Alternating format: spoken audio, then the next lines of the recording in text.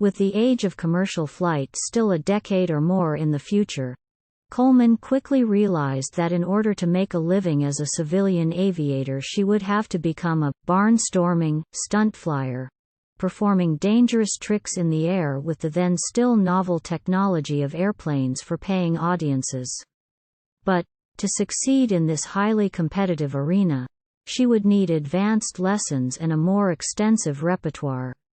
Returning to Chicago, she could not find anyone willing to teach her, so in February 1922, she sailed again for Europe. Coleman spent the next 2 months in France completing an advanced course in aviation. She then left for the Netherlands to meet with Anthony Fokker, one of the world's most distinguished aircraft designers.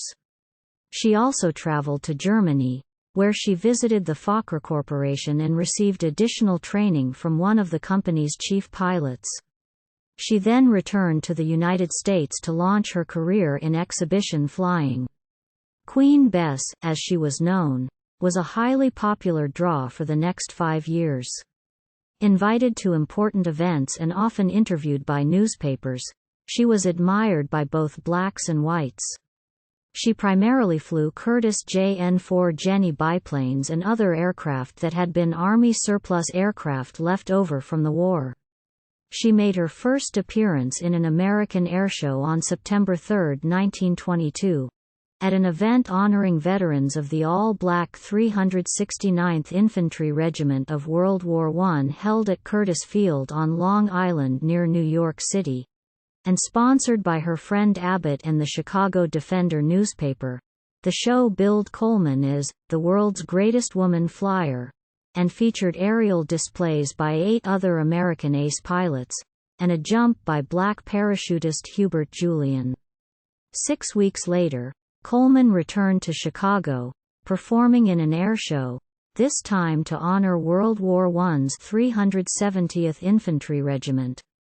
She delivered a stunning demonstration of daredevil maneuvers, including figure eights, loops, and near-ground dips to a large and enthusiastic crowd at the Checkerboard Airdrome, now the grounds of Hines Veterans Administration Medical Center, Hines, Illinois, Loyola Hospital, Maywood, and nearby Cook County Forest Preserve.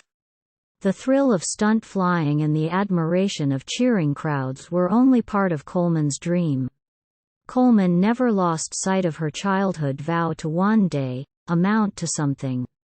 As a professional aviator, Coleman often would be criticized by the press for her opportunistic nature and the flamboyant style she brought to her exhibition flying.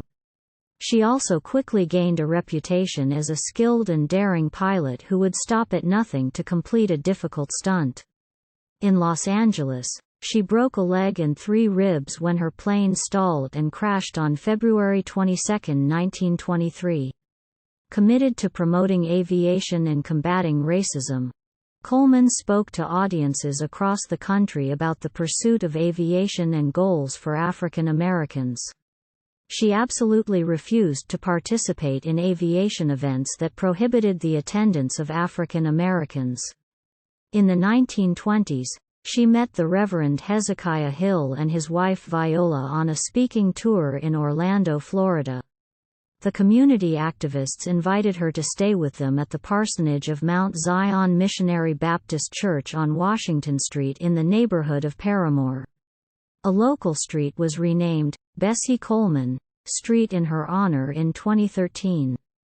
The couple, who treated her as a daughter, persuaded her to stay, and Coleman opened a beauty shop in Orlando to earn extra money to buy her own plane. Through her media contacts, she was offered a role in a feature-length film titled Shadow and Sunshine, to be financed by the African American Seminole Film Producing Company. She gladly accepted, hoping the publicity would help to advance her career and provide her with some of the money she needed to establish her own flying school. But upon learning that the first scene in the movie required her to appear in tattered clothes, with a walking stick and a pack on her back, she refused to proceed.